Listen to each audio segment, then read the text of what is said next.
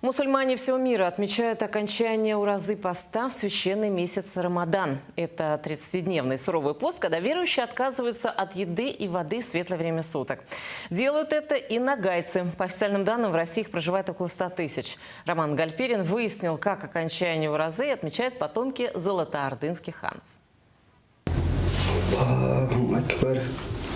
Священный месяц Рамадан для верующих – это время молитв и поста. Мусульмане отказываются от еды и воды в течение всего дня. За стол садятся только после захода солнца.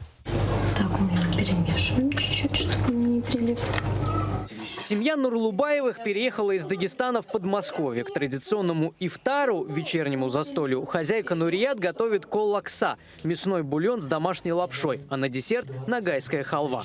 Отличается она тем, что мы добавляем туда наше домашнее топленое масло, оно майское топленое масло, и чуть-чуть добавляем туда сливочное масло.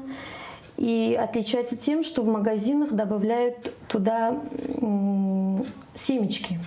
А у нас без семечек. Получается, оно очень нежное такое. Ну а это одно из самых необычных блюд на нагайском столе. Точнее, не блюдо, а напиток. Нагайский чай. Абудин, расскажите, пожалуйста, как его делают.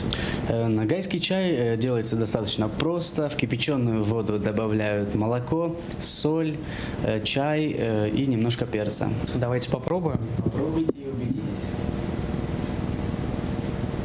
Действительно очень необычный вкус. Соленый чай на столах и здесь. Раз в год нагайцы Москвы собираются в шатре Рамадана, что на Поклонной горе. Рассказывают об истории народа, знакомят с культурой и обычаями, поют песни на родном языке.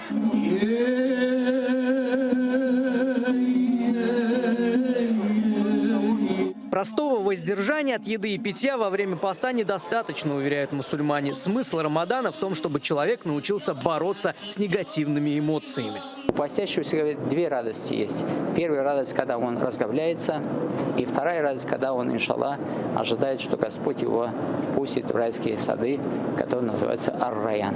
Не соблюдать пост разрешается только беременным и кормящим женщинам, больным, старикам и детям. Те, кто не может отказаться от пищи, обязан выплатить так называемый закят – налог в пользу бедных, или накормить 30 верующих за каждый день священного месяца Рамадан.